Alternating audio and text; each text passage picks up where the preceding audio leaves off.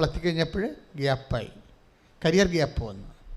Career gap വന്നു കഴിഞ്ഞാൽ പിന്നെ നിങ്ങൾക്ക് പ്രൊഫഷണൽസിനറിയാം കരിയർ ഗ്യാപ്പാണ് നമ്മുടെ ഏറ്റവും വലിയ വില്ലൻ എന്ന് പറയുന്നത്. പക്ഷേ ഉടമ്പടിയിൽ ഒരിക്കലും കരിയർ ഗ്യാപ്പിനാണ് എപ്പോഴും ഉടമ്പടി ടാർഗറ്റ് ചെയ്യുന്ന ഒരു ഗൺ പോയിൻറ്റിലാക്കുന്ന ഒരു സംഭവം കരിയർ ഗ്യാപ്പാണ്. എന്നുവെച്ചാൽ കരിയർ ഗ്യാപ്പോടുകൂടി എന്ത് വരും, ഉടമ്പടി ഞങ്ങൾ സടകുടഞ്ഞിരുന്നേക്കും. എന്താ കാര്യം, നിൻ്റെ മെരിട്ട് പോയല്ലോ. അതാ പ്രശ്നം. കരിയർ ഗ്യാപ്പിൽ നീ നിനക്ക് ജീവിതത്തിൻ്റെ സമ്മർദ്ദങ്ങളും ജീവിതത്തിൻ്റെ ആവശ്യം. ഇപ്പോൾ കല്യാണം കഴിക്കണ്ടേ, ഇപ്പോൾ വള്ളം നല്ലതാണ്, അത് വെള്ളത്തിൽ കിടക്കണം അല്ലേ. അപ്പോൾ എന്ത് പറ്റും, വള്ളത്തിന് തുഴഞ്ഞു പോകാൻ പറ്റും. പക്ഷേ വള്ളത്തിൽ കിടന്നു കഴിഞ്ഞാൽ വള്ളം മുങ്ങിപ്പോവും. ഇപ്പം നമ്മൾ പഠിക്കണത് എന്തിനാണ്, ജീവിക്കാനാണ്. ജീവിതമില്ല എന്നുണ്ടെങ്കിൽ പിന്നെ എന്ത് പറ്റും, പഠിച്ചു പണമുണ്ട് പക്ഷേ ജീവിതമില്ല. അപ്പോൾ എന്ത് പറ്റി, പ്രൊഫഷൻ ജീവിതത്തെ അങ്ങ് വിഴുങ്ങും. അപ്പോൾ അങ്ങനെ വന്നു കഴിയുമ്പോൾ നമ്മൾ പ്രൊഫഷൻ നോൺസെൻസായിട്ട് മാറും. അപ്പോൾ ജീവിതം കരുപ്പിടിപ്പിക്കാൻ വേണ്ടി കല്യാണം കഴിച്ചു, അതിൻ്റെ ഭാഗമായിട്ട് കുഞ്ഞുങ്ങൾ വന്നപ്പോൾ കരിയർ പോയി, പ്രൊഫഷൻ പോയി.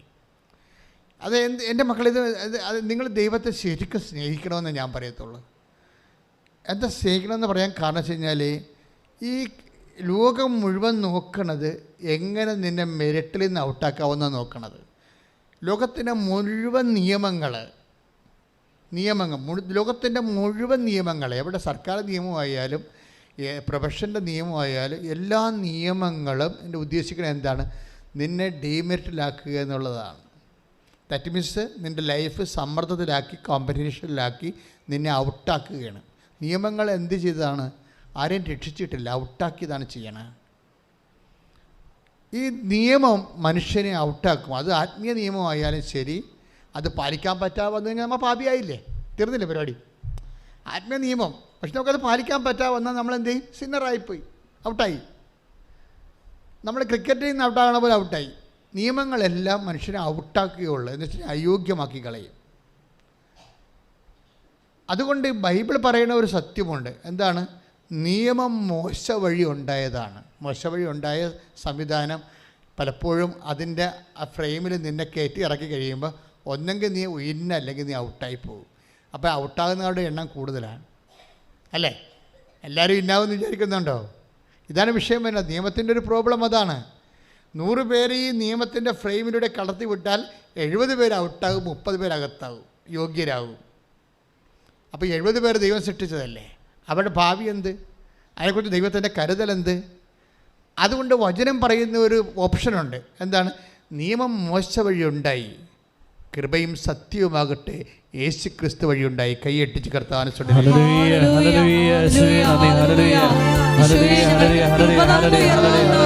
അവിടുത്തെ സ്നേഹത്തിന് നന്ദി പറയുന്നു.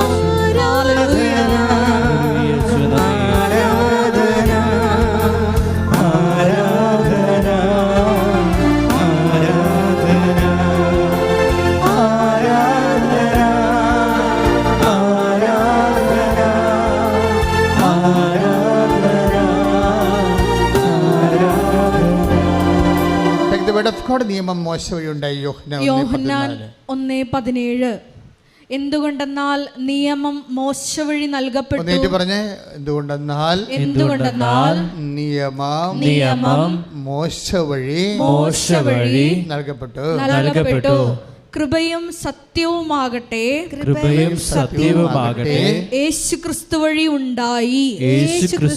ഉണ്ടായി. അപ്പൊ മോശ വഴി നൽകപ്പെട്ട നിയമത്തിലൂടെ ആ നിയമം തന്നെ ഈ നിയമജ്ഞന്മാരും ഫരിസേയന്മാരും ചെന്നിട്ട് ആ നിയമത്തെ അവർ പിന്നെയും സങ്കീർണമാക്കുകയാണ് ചെയ്തത്. യേശുക്രിസ്തുവിൻ്റെ കാലത്ത് എപ്പോഴും ഫൈറ്റിംഗ് ഉണ്ടാവും അല്ല. എല്ലാ ദിവസങ്ങളിലും തന്നെ ആരെങ്കിലും ഒരു പ്രതിയോഗിയും യേശുവായിട്ട് ഫൈറ്റ് നടത്തുന്നത് കാണാം. കാര്യം ഈ കർത്താവിൽ കുറ്റം ആരോപിക്കാൻ വേണ്ടി ഒരു നിഴല് പോലെ ഇവരിങ്ങനെ തൂങ്ങിക്കെട്ടി പുറകെ നടക്കുന്ന ആൾക്കാരെ കാണാം. അവസാനം വരെ ഉണ്ടത്. കാര്യം ഇവർ നിയമങ്ങൾ സങ്കീർണമാക്കിയിട്ട് ഭൂരിഭാഗം മനുഷ്യരെ സമൂഹത്തിൻ്റെ പിന്നാമ്പുറങ്ങളും പുറംപോക്കിനും കളഞ്ഞ ആൾക്കാരാണ്. എന്താ കാര്യം, നിയമം സങ്കീർണമാക്കുന്ന അനുസരിച്ച് കൊണ്ട് ഇപ്പം സാബത്തിൽ ഒരു നിയമമുണ്ട്. അല്ലേ? നിയമത്തിൻ്റെ ഒരു ഭാഗമാണ് സാബത്ത്. സാബത്ത് കർത്താവിൻ്റെ ദിവസം പരിശുദ്ധമായി ആചരിക്കണം. അതൊരു നിയമമാണ്. It's okay. ആ നിയമത്തിൻ്റെ പെരുക്കങ്ങൾ എന്തുമാത്രം വന്നെന്നറിയാം? 3850 പെരുക്കങ്ങൾ വന്നതിൻ്റെ ആ നിയമം വ്യാഖ്യാനിക്കാൻ വേണ്ടി നിയമജനം ഉണ്ടാക്കിയതാണ്.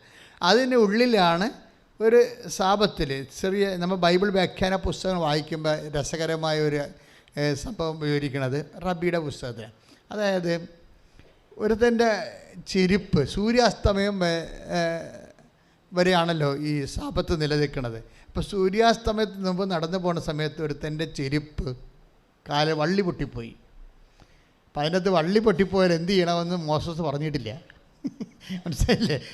യാത്രക്കാരൻ്റെ ചെരുപ്പിൻ്റെ വള്ളി പൊട്ടിപ്പോയാൽ സാബത്താണെങ്കിൽ എന്ത് ചെയ്യണമെന്ന് മോസസ് പറഞ്ഞിട്ടില്ല. പക്ഷേ ലേവ്യ പുസ്തകത്തിൽ ചുമടെടുക്കരുതെന്ന് പറഞ്ഞിട്ടുണ്ട്.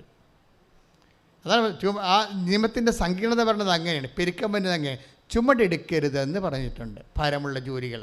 അപ്പോൾ വള്ളി പൊട്ടിയ ചെരുപ്പ് നമുക്ക് ഉപേക്ഷിക്കാൻ പറ്റുമോ? അതെടുത്താൽ ചുമടായി പോകത്തില്ലേ? അപ്പോൾ അത് പാപമായി പോകത്തില്ലേ? അപ്പോൾ അതുകൊണ്ട് എന്ത് പറയും, യഹൂദന്മാരെന്ത് ചെയ്യും? വള്ളി പൊട്ടിയാൽ ആ അസ്തമിക്കണ വരെ ആ ചെരുപ്പ് വള്ളി പൊട്ടിയ ചെരുപ്പിൻ്റെ അടുത്ത് നിൽക്കും. ഒരു മനുഷ്യൻ്റെ ഭാരം തന്നെ, ജീവിതഭാരം തന്നെ കണ്ടില്ലേ? നിങ്ങളാണെങ്കിൽ കൃപാസനത്തെ വെച്ച് വള്ളി പൊട്ടിക്കുക. മിക്കവാറും ആൾക്ക് ഞങ്ങളിവിടെ 10-15 ചെരുപ്പൊക്കെ എല്ലാ ദിവസവും കെട്ടിക്കൊണ്ടുപോയി അവിടെ ഞങ്ങളുടെ അവിടെ ഒരു ഇതെല്ലാം കൂട്ടിയിടുന്ന സ്ഥലമുണ്ട്, അവിടെ കൊണ്ടുപോയിടും. കാര്യം വെച്ച് കഴിഞ്ഞാൽ പല ആൾക്കാരുടെയും പരിപാടി എന്നറിയാമോ? ചിലരുടെ ചെരുപ്പ് മാറിപ്പോകും. ചില ആൾക്കാർ പഴയ ചെരുപ്പാണ് ഇവിടെ വരുമ്പോൾ അത് ഉപേക്ഷിച്ചിട്ടും പോകും. അത് ചിലപ്പോൾ നടന്നു. ഞങ്ങൾ പറയണില്ല വേറെ ചെരുപ്പ് മാറിയിട്ടുണ്ട് പോകുമെന്ന് പറയത്തില്ല. ഉടമ്പടി ധ്യാനകേന്ദ്രത്തിൽ വന്നിട്ട് ആരെങ്കിലും പുതിയ വേറെ ആൾക്കാർ നല്ല ചെരുപ്പ് അല്ലെങ്കിൽ പിന്നെ കക്കാൻ വേണ്ടി മാത്രമല്ല. അപ്പോൾ അവരെക്കുറിച്ച് നമുക്ക് പറയേണ്ട കാര്യമില്ല. പക്ഷേ അതേസമയം തന്നെ ഒത്തിരി ചെരുപ്പുകൾ ഇവിടെ വരുന്നുണ്ട്. ബാക്കി നിങ്ങൾ പോയി കഴിയുമ്പോൾ 5 മണിയാകുമ്പോൾ നോക്കിയാൽ മനസ്സിലാവും. കുറേ ചെരുപ്പുകൾ ഇങ്ങനെ രാത്രി 9 മണിക്ക് ക്ലീൻ ചെയ്യുന്ന ആൾക്കാർ ചാക്കിൽ കെട്ടിക്കൊണ്ട് മരച്ചൂട്ടിയിടും. അപ്പുറത്തൊരു സ്ഥലമുണ്ട് അവിടെ. എന്താ സംഭവം എന്ന് വെച്ച് കഴിഞ്ഞാൽ എപ്പോഴും നമ്മൾ ശ്രദ്ധിക്കേണ്ടത് ഇത് ഒരു വിഷയമാണ് ഞാൻ പറഞ്ഞത്. അതെന്താ സംഭവിച്ചു കഴിഞ്ഞാൽ ഇതുപോലെ ജീവിതം സങ്കീർണമാക്കുമ്പോൾ അത് പാലിക്കാൻ പറ്റാത്തവരുടെ എണ്ണം കൂടിക്കൂടി വരും. നമ്മുടെ സബ്ജക്റ്റ് എന്താണ്? മെറിറ്റില്ലാത്ത ആൾക്കാരുടെ എണ്ണം സമൂഹത്തിൽ പാലിക്കാൻ പറ്റാതെ വരുമ്പോൾ നിയമം സങ്കീർണമാകുന്നതോടുകൂടി എന്ത് പറ്റും? നിയമം ടൈറ്റായി കഴിഞ്ഞാൽ ആനുകൂല്യം അർഹിക്കാത്ത ആൾക്കാരുടെ എണ്ണവും അവകാശികളുടെ എണ്ണമൊക്കെ കുറഞ്ഞു വരും. അവകാശികളുടെ എണ്ണം കുറഞ്ഞു വരും. ബാക്കി അപ്പോൾ കുറഞ്ഞു വരുമ്പോഴും അതേസമയം തന്നെ അവകാശികളുടെ എണ്ണം എന്ന് വെച്ച് കഴിഞ്ഞാൽ അവകാശം പ്രാപിക്കാത്തവരുടെ എണ്ണം കൂടിക്കൂടി വരും. യോഗ്യതയില്ലാത്തവരുടെ എണ്ണം കൂടിക്കൂടി വരും. ഇത് സമൂഹത്തിൻ്റെ ഒരു പ്രത്യേകമായ ഒരു ജീവിത ദുരന്തമാണ്. അതായത് ഈ നിയമം സങ്കീർണമാകുകയും അതുപോലെ തന്നെ അത് അവകാശം പ്രാപിക്കാൻ കഴിവില്ലാത്തവരുടെ എണ്ണം കൂടി വരികയും ചെയ്യുമ്പോൾ അവരെന്ത് ചെയ്യും? അവർ നിസ്സഹായരായി പോകും. അപ്പോഴീ നിസ്സഹായരായ ജനം ദൈവത്തിൻ്റെ ഒരു ടാർഗറ്റാണ് എപ്പോഴും. അവിടുത്തെ ജനം നിസ്സഹായരും പരിഭ്രാന്തരുമാണെന്ന് പറഞ്ഞത്. യേശു അപ്പം വർദ്ധിപ്പിക്കാനുള്ള ഒരു സാഹചര്യത്തെക്കുറിച്ച് പറയുമ്പോൾ അപ്പം വർദ്ധിപ്പിക്കാനുള്ള അവൻ ജനക്കൂട്ടത്തെ കണ്ടു. ആ ജനക്കൂട്ടം നിസ്സഹായവും ആരും സഹായിക്കാനില്ലാത്തവരും. പിന്നെന്താണ്? ആരും സഹായിക്കാനില്ലാത്തെങ്കിൽ പിന്നെ അടുത്ത വികാരം എന്താ വരണത്? പരിഭ്രാന്തര്. വചനം അഡ്രസ്സ് ചെയ്യുന്ന വലിയൊരു ജീവിതാവസ്ഥയാണ്. Take the word of God. സ്തുതിക്കട്ടെ. ഹല്ലേലൂയ. ഹല്ലേലൂയ ഹല്ലേലൂയ ഹല്ലേലൂയ ഹല്ലേലൂയ. മത്തായി 9:36. മത്തായി സ്തുതിയുടെ സുവിശേഷം 9:36. ജനക്കൂട്ടത്തെ കണ്ടപ്പോൾ ജനക്കൂട്ടത്തെ കണ്ടപ്പോൾ യേശുവിന് അവരുടെ മേൽ അനുകമ്പ തോന്നി. അവർ ഇടയനില്ലാത്ത ആടുകളെ പോലെ പരിഭ്രാന്തരും നിസ്സഹായരുമായിരുന്നു. അപ്പോൾ 2 കാര്യങ്ങളാണ് സംഭവിക്കുന്നത്. അതായത് ദൈവത്തിന് തോന്നുന്ന പ്രഥമ വികാരം എന്താണ്? അനുകമ്പയാണ്. ദാറ്റ് മീൻസ് കരുണ. അനുകമ്പയാണ്. കരുണയെന്ന് പറയുമ്പോൾ തന്നെ ഓർക്കുക, നമുക്ക് മെരിറ്റില്ലെന്ന് ഓർക്കുക. നമ്മുടെ മെരിറ്റ് പോവുകയാണ്. ഇപ്പോൾ എയറോനോട്ടിക് എഞ്ചിനീയറിൻ്റെ പ്രശ്നം എന്താണ്? അവളുടെ കരുണയാണ് ആവശ്യം. അല്ല, നമ്മൾ പണ്ട് അഞ്ജു ആൻ്റണിയുടെ പ്രശ്നം എന്താണ്? മേലൂർ. എന്താ അവരുടെ പ്രശ്നം? അവർക്ക് കരുണയാണ് ആവശ്യം. കാര്യം അവരുടെ റാങ്കിൽ കയറി വന്നതാണ്. പക്ഷേ ഇപ്പോഴേ അവർക്ക് 5-6 കൊല്ലത്തെ ഗ്യാപ്പായിപ്പോയി. കുഞ്ഞുങ്ങളെ പ്രസവിച്ച വിഷയം അവിടെ കൊണ്ട് തീരണില്ലല്ല. ആ കുഞ്ഞുങ്ങൾക്ക് വല്ല രോഗവും വന്നാൽ പിന്നെ അതുങ്ങളെ കൂടെ ആശുപത്രിയിലായി. പിന്നെ എന്തെല്ലാം പുലിവാലുകളാണ്. ഓരോരുത്തരുമൊക്കെ കുഞ്ഞുങ്ങളെ വളർത്തി നിങ്ങളൊക്കെ കുഞ്ഞുങ്ങളാകുന്നവരെ അപ്പനും അമ്മയും എന്താ ചെയ്തതെന്നൊക്കെ മനസ്സിലാകത്തില്ലല്ലേ. ഈ കുഞ്ഞുങ്ങൾ താമസിക്കുന്നവരൊക്കെ ഓർക്കണം, അത് കർത്താവിൻ്റെക്ക് എന്ന് പ്രാർത്ഥിച്ച് വാങ്ങിക്കാനാണ്. ഓട്ടോമാറ്റിക്കായിട്ട് കുഞ്ഞുങ്ങളെ കിട്ടണത് അത്ര നല്ല കാര്യമല്ല. ഓട്ടോമാറ്റിക്കായിട്ട് കുഞ്ഞുങ്ങളെ കിട്ടുന്നത് സ്വാഭാവികമായി കല്യാണം കഴിച്ചു കുഞ്ഞുങ്ങളായെന്നൊക്കെ പറയണത് അത്ര നല്ല കാര്യമല്ല. എന്താ കാര്യം? അത് നിൻ്റെ ഭർത്താവിൻ്റെക്ക് നിന്ന് മേടിച്ചതാണ്, അല്ലെങ്കിൽ ഭാര്യയ്ക്ക് നിന്ന് വാങ്ങിച്ചതാണ്. ദൈവത്തിൻ്റെ ഇടയ്ക്ക് മേടിക്കണമെങ്കിൽ തീർച്ചയായിട്ടും താമസിച്ച് മേടിക്കണം, പ്രാർത്ഥിച്ച് മേടിക്കണം. മനസ്സിലായില്ലേ? ഒരു വിഷയം അങ്ങനെയാണല്ലോ. അതായത് ഇൻ കേസ് അപ്പോൾ നിങ്ങൾ ഓർക്കും, അച്ഛാ അതെന്താ ഇങ്ങനെ പറയണമെന്ന്. ഇനിയിപ്പോൾ നിങ്ങൾ സ്വാഭാവികമായിട്ട് പ്രഗ്നൻ്റ് ആയതാണെങ്കിൽ പോലും എൻ്റെ മകനെ മകളെ ഇത് സ്വാഭാവിക നടപടി ആണെങ്കിൽ സ്വാഭാവികമായി നിങ്ങളിപ്പോഴും ആനിമൽ കിങ്ഡത്തിലാണ്. പല കിങ്ഡമില്ലേ, പ്ലാന്റിൻ്റെ കിങ്ഡമുണ്ട്, പിന്നെ ഹ്യൂമൻ കിങ്ഡമുണ്ട്, പിന്നെ ആനിമൽ കിങ്ഡമുണ്ട്. ആനിമൽ കിങ്ഡത്തിലെല്ലാം സ്വാഭാവികമായി ഡെലിവറി നടക്കുന്നു. പക്ഷേ നമ്മളൊരു ദൈവത്തിൻ്റെ മൈതലായി കഴിയുമ്പോൾ എന്ത് നമുക്ക് കിട്ടുന്ന അനുഗ്രഹമായാലും അത് പ്രാർത്ഥിച്ച് വാങ്ങിക്കാൻ പഠിക്കണം. അതിനൊരു അഭിഷേകം വേണം, അല്ലെങ്കിൽ ഇതിലൊന്നും ദൈവത്തെ ഓർക്കത്തില്ല. ദൈവത്തെ ഓർക്കാത്തൊരു വിഷയമേ. ഒരാൾ ദൈവവുമായിട്ട് എന്തുമാത്രം, ഇന്നിപ്പോൾ ഞാൻ കൊച്ചനോട് നമ്മുടെ പ്രഭുച്ചനോട് അതിനെക്കുറിച്ച് സംസാരിക്കുകയായിരുന്നു. അതായത് രോമമുള്ളതാണെന്ന് ഓർക്കില്ല, ഇന്നത്തെ സ്ട്രോക്ക് അതായിരുന്നു. അതായത് നമ്മളെപ്പോഴും നമ്മൾ ശ്രദ്ധിക്കേണ്ടത്, നമ്മൾക്ക് ഒരു ഇടക്കും തലക്കൊക്കെ നമ്മൾ ദൈവത്തെ ചുമ്മാ ഓർക്കണം. അങ്ങനെ ഓർക്കുന്ന ഒരാളാണ് നീയെങ്കിൽ നീ ദൈവ പൈതലാണ്. ചുമ്മാ വെറുതെ ഇരിക്കുന്ന സമയത്തൊക്കെ ദൈവത്തെക്കുറിച്ച് ഓട്ടോമാറ്റിക്കായിട്ട് ഓർക്കണം. ദൈവത്തെ ഓർക്കുകയും അപ്പോൾ ഹൃദയത്തിൽ മധുരം തുളുമ്പുകയും ഒക്കെ ചെയ്യണം. ദൈവത്തിൻ്റെ പരിപാലനം ഓർത്തുകൊണ്ടും. അല്ലാതെ ഒരു ഇഷ്യൂ ഉണ്ടായി, ഞങ്ങൾ ഇന്ന് ബ്രേക്ക്ഫാസ്റ്റിന് ഇരിക്കുമ്പോൾ പറഞ്ഞതാണത്. ഒരു ഇഷ്യൂ ഉണ്ടായി, മകൾ കണ്ടവൻ്റെ പുറകെ പോയപ്പോൾ അയ്യോ എന്നും പറഞ്ഞ് കാലിയെ കെട്ടിക്ക് വീണ് അമ്മ ദൈവത്തെ ഓർക്കണത്. മണ്ടത്തരം, തീർന്നില്ല പരിപാടി. ദൈവത്തെ നീ നിരന്തരം ഓർത്ത് ജീവിക്കുന്നതാണ് നിനക്ക് വേണ്ടിയല്ല, ദൈവത്തിന് വേണ്ടി.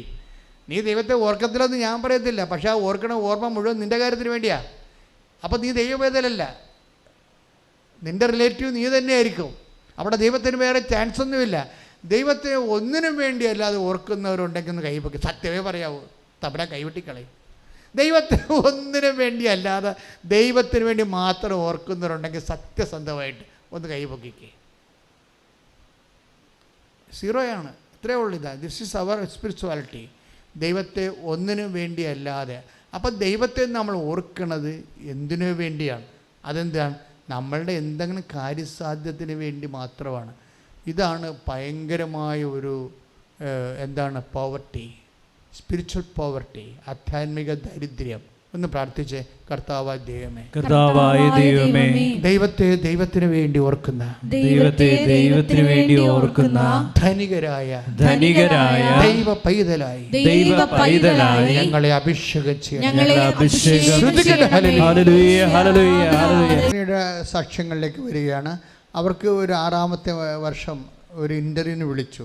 നമുക്കറിയാമല്ലോ, ഇത് അധികം ജോലി സാധ്യതയുള്ള ഒരു കുറച്ച്. ഇപ്പം ലോറിയുടെ ഒരു എൻജിനീയർ ആണെങ്കിൽ സ്വാഭാവികമായിട്ട് ലോറികൾ ലക്ഷക്കണക്കിന് ഇന്ത്യയിലുണ്ട്, വിമാനങ്ങൾ ലക്ഷക്കണക്കിന് ഇന്ത്യയിലില്ലല്ലോ. അതുകൊണ്ട് എയറോനോട്ടിക് എൻജിനീയർ ആകുമ്പോൾ സ്വാഭാവികമായിട്ടും ജോലി സാധ്യത കുറവാണ്. അപ്പം അതിൻ്റെ ഗ്യാപ്പുമായി പിന്നെ ടച്ച് വിട്ടുപോയി. അതിൻ്റെ കാര്യം നമുക്കറിയാം. ടച്ച് വിട്ടു പോകണമെന്ന് പറഞ്ഞാൽ നിസ്സാര കാര്യമല്ല. ഗ്യാപ്പ് എന്ന് പറയുമ്പോൾ എന്തുകൊണ്ടാണ് ഗ്യാപ്പ് വന്ന ആൾക്കാർ എടുക്കാത്തതെന്ന് വെച്ച് കഴിഞ്ഞാൽ, ഇപ്പം നേഴ്സാണ്, ഗ്യാപ്പുണ്ട് 5 കൊല്ലത്തെ. എന്തുകൊണ്ടാണ് ആശുപത്രിക്കാർ എടുക്കാത്തത്? ടച്ച് വിട്ടു പോയത് കൊണ്ടാണ്. ഇപ്പം ഞാൻ സംസ്കൃതം പഠിച്ച ആളാണ്, ഗ്രീക്കും പഠിച്ചിട്ടുണ്ട്, ലാറ്റിനും പഠിച്ചിട്ടുണ്ട്. എല്ലാം ഓരോ കൊല്ലം ടച്ചിന് പഠിച്ചതാണ്. ഹിന്ദി സ്കൂളിൽ പഠിച്ചതേ ഉള്ളൂ. പക്ഷേ ഈ സാധനമെല്ലാം ടച്ച് വിട്ടു പോയി. എന്നുവെച്ചാൽ ഞാനിപ്പോൾ ഉപയോഗിക്കുന്നത്, എനിക്ക് ലേഖനങ്ങൾ എഴുതുമ്പോൾ ഞാനിപ്പോൾ അന്ന് മുതൽ അച്ഛനായ കാലം മുതൽ ഇന്ന് വരെ എഴുത്തും വായനയുണ്ട്. അത് കാരണം എഴുത്തും വായന, അപ്പോൾ ഗവേഷണമുണ്ട്, റിസർച്ചുണ്ട്. അതുകൊണ്ട് ലാറ്റിനും അതുപോലെ തന്നെ ഇപ്പോൾ ലാറ്റിനൊക്കെ ഡോക്ടറേറ്റ് എടുത്തിട്ടുള്ള ആൾക്കാരോടൊക്കെ സംശയങ്ങൾ ചോദിച്ച് വെരിഫൈ ചെയ്തൊക്കെ എഴുതണം. എന്നാലും അന്ന് പഠിക്കണ കാലത്തുണ്ടായിരുന്ന സംസ്കൃതത്തിൻ്റെ, ഗ്രീക്കിൻ്റെ, ലാറ്റിൻ്റെ ടച്ച് ഇപ്പോൾ ഇല്ല. ടച്ച് വിട്ട് പോയതാണ്. അതാണ് സംഭവം. അതാണ് ഗ്യാപ്പിൻ്റെ പ്രോബ്ലം. ഉപയോഗിച്ചില്ലെങ്കിൽ ഗ്യാപ്പായി പോകും. പ്രൊഫഷൻസ് എല്ലാം അങ്ങനെയാണ്. അപ്പോൾ ടച്ച് വിട്ട് പോയി കഴിഞ്ഞാൽ സ്വാഭാവികമായിട്ടൊരു പഠിക്കാത്ത പോലെയാണ്, നിസ്സാരമല്ല വിഷയം. അതുകൊണ്ട് അഞ്ജുവിൻ്റെ ഇൻ്റർവ്യൂവിന് അഞ്ജു തോക്കുകയാണ്. കാര്യം അവരുടെ കൂടെ കോമ്പറ്റ് ചെയ്യിക്കുന്നതിന് 50 പേര് എൻജിനീയേഴ്സുണ്ട്. അവരെല്ലാം കോമ്പറ്റീഷൻ 6 സീറ്റേ മറ്റേ ഉള്ളൂ. 50 പേര് വന്നിട്ടുണ്ട്. അതെല്ലാം പുതിയ പിള്ളേരാണ്. ഇടിച്ച് പൊളിച്ച് നല്ല സ്റ്റൈലായിട്ട് നിൽക്കുന്ന ശക്തമായ മെമ്മറിയൊക്കെ ഉള്ള ആൾക്കാരാണ് വന്നിരിക്കുന്നത്. ഇവൾക്കാണെങ്കിൽ ഇവർ പുതിയ ആൾക്കാരെ കണ്ടപ്പോൾ തന്നെ ഇവളുടെ ശ്വാസം പോയി. എന്താ കാര്യം, കിട്ടത്തില്ലെന്ന് ഉറപ്പായി. ഇത്രയും ഗ്യാപ്പുമായി പിന്നെ ആൾ ചിലപ്പോഴും ഫിഗർ ഔട്ടാവും. ഈ പ്രൊഫഷണൽസിന് ഫിഗർ ഭയങ്കരമാണ്.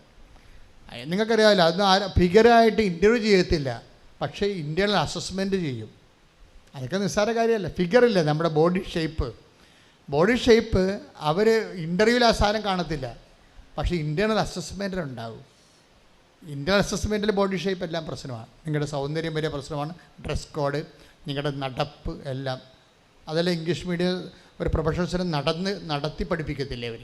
നമ്മുടെ വാക്കിംഗ് എല്ലാം സ്റ്റൈലാണ്, സ്മാർട്ട് വാക്കിംഗ് അല്ല എന്നുണ്ടെങ്കിൽ നിങ്ങളുടെ കഞ്ഞിയാണെന്നും പറഞ്ഞ് അവർ തട്ടിക്കളയുക, കോർപ്പറേറ്റുകൾ പ്രത്യേകിച്ച്. അപ്പോൾ ഇതെല്ലാം മെറിറ്റിൻ്റെ പ്രോബ്ലമാണ്. മെറിറ്റിൻ്റെ ആധുനിക കാലത്ത് മെറിറ്റെന്ന് പറയുന്നത് വേറെ ലെവലിലേക്ക് പോവുകയാണ്, പണ്ടത്തെ മെറിറ്റല്ല. പലപ്പോഴും മെറിറ്റ് നിസ്സാര കാര്യങ്ങളെപ്പോലും, നമ്മൾ അവഗണിക്കുന്ന കാര്യങ്ങളെപ്പോലും മെറിറ്റുകൾ അന്വേഷിക്കുന്ന ആധുനിക ലോകത്തിൻ്റെ മത്സരത്തിൻ്റെ വാതിക്കലാണ് നമ്മൾ ഒരു ഇൻ്റർവ്യൂവിന് ഫേസ് ചെയ്യണത്. ഇവളെല്ലായിടത്തും പൊട്ടിപ്പോയിട്ട് ഇവൾ കരഞ്ഞ്, അവൾ പറഞ്ഞു എനിക്ക് അവിടെ നിന്ന് കരയാൻ തോന്നിയില്ല, എനിക്ക് അവിടെ നിന്ന് കരയാൻ പറ്റിയില്ല, ഞാനൊരു എൻജിനീയർ അല്ലേ, ഞാൻ അവിടെ നിന്ന് കരയാൻ പറ്റി, ഞാനൊരു വാഷ്റൂമിൽ പോയി പൊട്ടിക്കരഞ്ഞെന്ന്. എൻ്റെ ജീവിതം പോയില്ലേ. അതാണ് നമ്മളെ ജീവിതത്തിൽ അടുക്കുമ്പോഴേ കാര്യം മനസ്സിലാകത്തുള്ളൂ. എൻ്റെ ജീവിതം പോയില്ലേ, ഞാൻ ഇത്രയും കാലം പഠിച്ചതും ഒരു അഡ്മിഷൻ കിട്ടാൻ എന്ത് പാടാണ്, അത് വാങ്ങിച്ചിട്ട് ആ റാങ്ക് നിലനിർത്താൻ എന്ത് പാടാണ്, അതെല്ലാം തീർന്നില്ലേ, ഞാൻ ഔട്ടായിപ്പോയി. അപ്പോഴെനിക്കവിടെ നിന്ന് പൊട്ടിക്കരയാൻ എനിക്ക് കരച്ചിൽ വന്നു. പക്ഷേ ഞാൻ അവിടെ നിന്ന് ഓടി വാഷ്റൂമിൽ പോയി ബാത്റൂമിൻ്റെ കതകടച്ചിട്ട് പൊട്ടിക്കരഞ്ഞെന്ന്. പിന്നെ തളർന്ന് വീട്ടിലോട്ട് പോയി. അപ്പോൾ എൻ്റെ മനസ്സിൽ പറഞ്ഞ് ആകപ്പാടെയുള്ള ആസ്തി ഇനി ഉടമ്പടി മാത്രമെന്ന്. അമ്മയോട് ഞാൻ പറഞ്ഞു, അമ്മേ ഞാൻ തീർന്നു, ഇനി എനിക്ക് ഉടമ്പടി മാത്രമേ ഉള്ളൂ, ആ ഒരു ഉറപ്പ് മാത്രമേ ഉള്ളൂ, ബാക്കിയെല്ലാം അമ്മ. പക്ഷേ റിസൾട്ട് വന്നപ്പോൾ അഞ്ജുവിന് ജോലി കിട്ടി. Praise the Lord. അതാണ് സംഭവം. അതാണ് ഞാൻ നിങ്ങളോട് നോട്ട് ബൈ മെറിറ്റ് എന്ന് പറയുമ്പോൾ എന്നാ സംഭവം എന്ന് വിചാരിക്കും.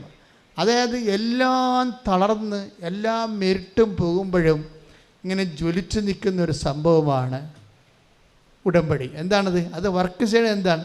നിങ്ങളുടെ യോഗ്യത കൊണ്ടല്ല, കർത്താവിൻ്റെ കൃപ കൊണ്ട്. ഒന്ന് പറഞ്ഞേ, എൻ്റെ യോഗ്യത കൊണ്ടല്ല, കർത്താവിൻ്റെ കൃപ കൊണ്ട്. അഞ്ചു ആ ജോലി വാങ്ങിക്കുന്ന മുമ്പ് വന്ന് സാക്ഷ്യം പറഞ്ഞിട്ടാണ് പോണത്. നിങ്ങളൊന്ന് ചിന്തിച്ച് നോക്കിയേ. പക്ഷെ അത് പ്രൊക്ലെയിം ചെയ്ത്, എന്താണ്, ഞാൻ വാഷ്റൂമിൽ വന്ന് കരഞ്ഞു, എൻ്റെ ജീവിതം തീർന്നു, ഞാൻ എന്നോട് ഗുഡ് ബൈ, എൻ്റെ പ്രൊഫഷനോട് ഗുഡ് ബൈ പറയുകയാണ്.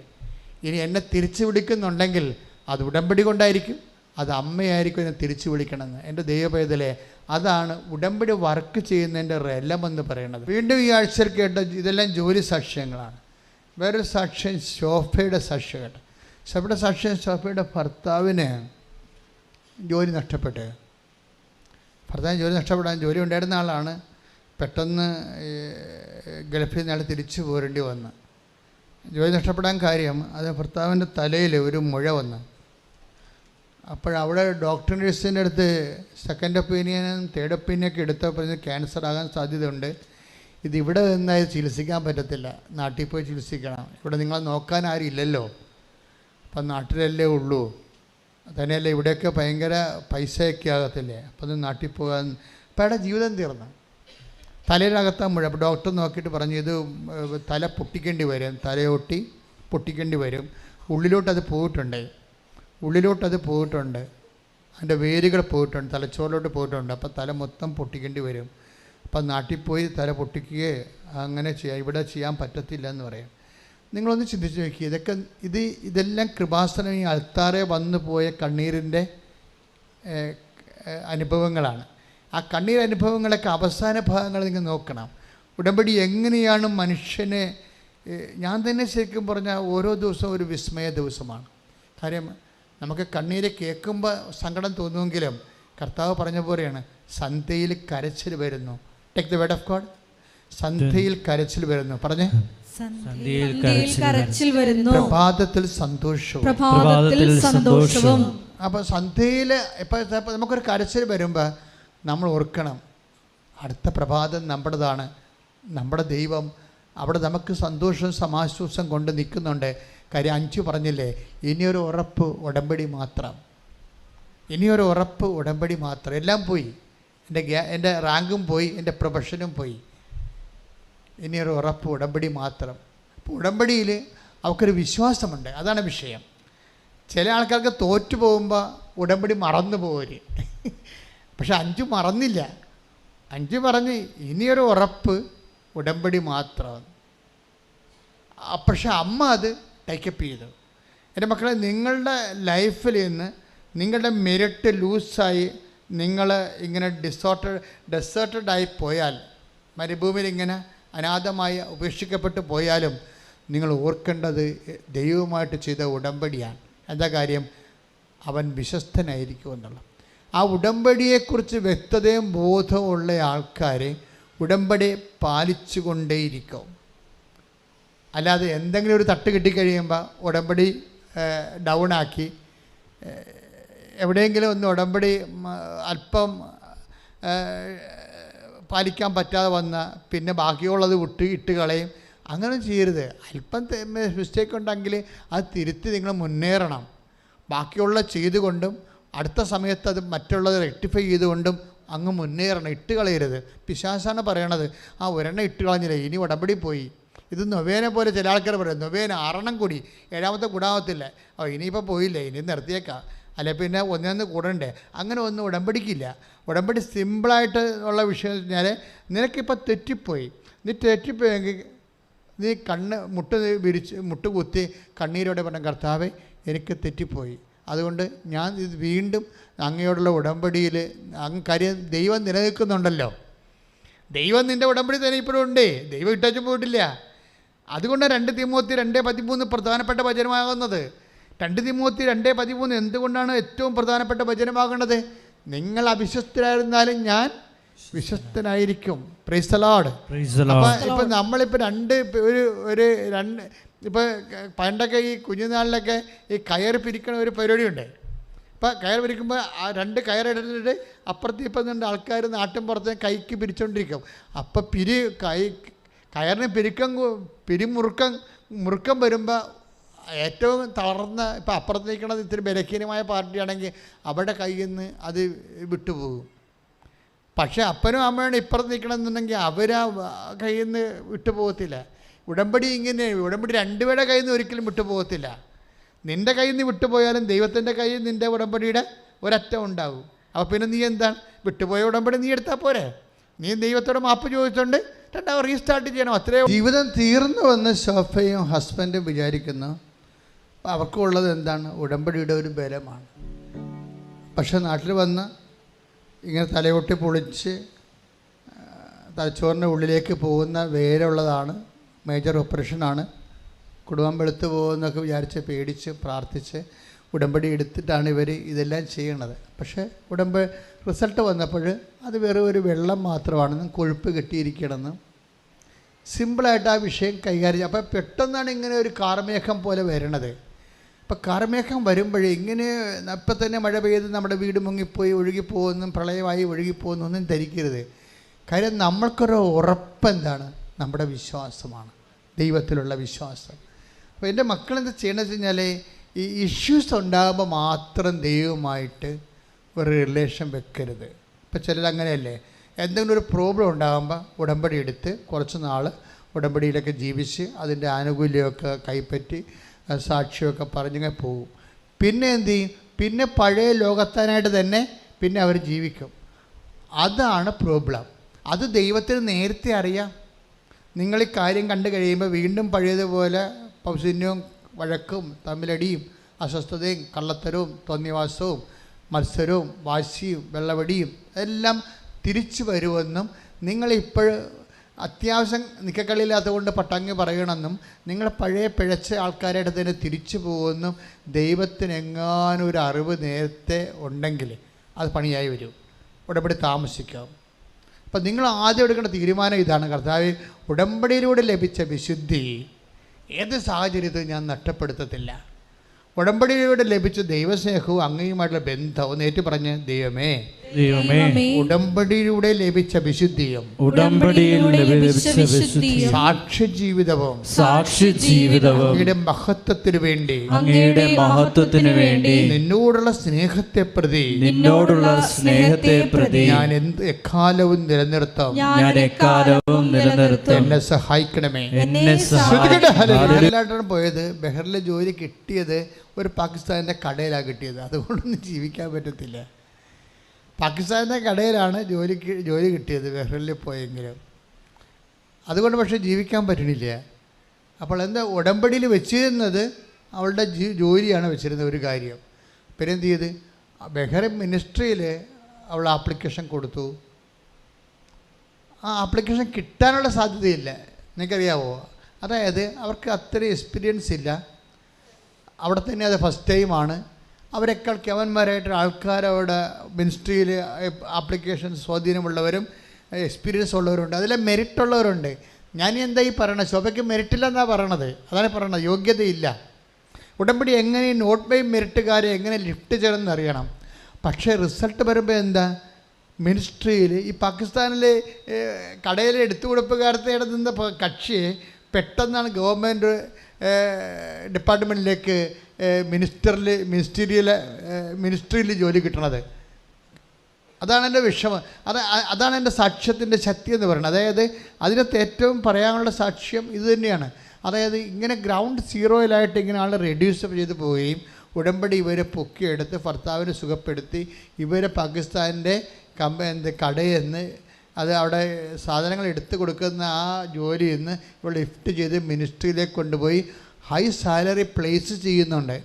അപ്പോൾ നമ്മൾക്ക് ഇത് വളരെ അസ്റ്റോണിഷിംഗ് ആണ്, ഇത് ഭയങ്കരമായിട്ടുണ്ടല്ലോ എന്നൊക്കെ നമുക്ക് തോന്നും. പക്ഷേ ബൈബിള് ഇത് സിമ്പിളായിട്ടാണ് ചെയ്യണത്. എന്താ സാധനത്തിൽ ഇത് നമുക്ക് നേരത്തെ തന്നിട്ടുള്ള വാഗ്ദാനമാണ്. 111-ാമത്തെ സങ്കീർത്തനത്തിൽ ഇതിൻ്റെ വാഗ്ദാനമുണ്ട്. അവിടെ 111:4 take the word of God, സങ്കീർത്തനം 111:4 ശ്രദ്ധിക്കട്ടെ. 111-ാം സങ്കീർത്തനം 4-ാം തിരുവചനം. തൻ്റെ അത്ഭുത പ്രവൃത്തികളെ അവിടുന്ന് സ്മരണീയമാക്കി. കർത്താവ് കൃപാലുവും വാത്സല്യനിധിയുമാണ്. തൻ്റെ ഭക്തർക്ക് അവിടുന്ന് ആഹാരം നൽകുന്നു. അവിടുന്ന് തൻ്റെ ഉടമ്പടിയെ എപ്പോഴും അനുസ്മരിക്കുന്നു. കാര്യങ്ങൾ പോകണ്ടല്ലോ. ഒന്ന് പറഞ്ഞ, തൻ്റെ ഭക്തർക്ക് അവിടുന്ന് ആഹാരം നൽകുന്നു. ജീവിതമാർഗം എന്നതിൻ്റെ അർത്ഥം ആഹാരത്തിൻ്റെ കപ്പ പുഴുക്കി കൊണ്ടുവന്ന് കൈ തരുന്ന കാര്യമല്ല ഈ പറയണത്. ജീവിതമാർഗം നൽകുന്നു. എന്താണ്? തൻ്റെ ഭക്തർക്ക് പറഞ്ഞേ, തന്റെ ഭക്തർക്ക് അവിടുന്ന് ആഹാരം നൽകുന്നു. എന്ത് ബേസിലാണ് ഈ ജീവിതമാർഗം? ജോലിയല്ലേ? ആഹാരം എന്ന് പറഞ്ഞാൽ എന്താണ്? ജോലിയല്ലേ? വിദ്യാഭ്യാസം അത് തന്നെയാണല്ലോ, ആഹാരമാണല്ലോ. ആഹാരവും വീടും വസ്ത്രവും അടിസ്ഥാന സൗകര്യത്തിലാണല്ലോ നമ്മൾ വിദ്യാഭ്യാസത്തിനും ജോലിക്കും പോണത്. അപ്പോൾ തൻ്റെ ഭക്തർക്ക്, സങ്കീർത്തനം 111:4 അത് വാഗ്ദാനമാണത്. എന്താണ്? തൻ്റെ ഭക്തർക്ക് അവിടുന്ന് ജീവിതമാർഗം നൽകുന്നു. എന്ത് ബേസിലാണ് ജീവിതമാർഗം നൽകണത്? അവിടുന്ന് തൻ്റെ ഉടമ്പടി അനുസ്മരിക്കുന്നു. കൈയടിച്ച് കർത്താവിനെ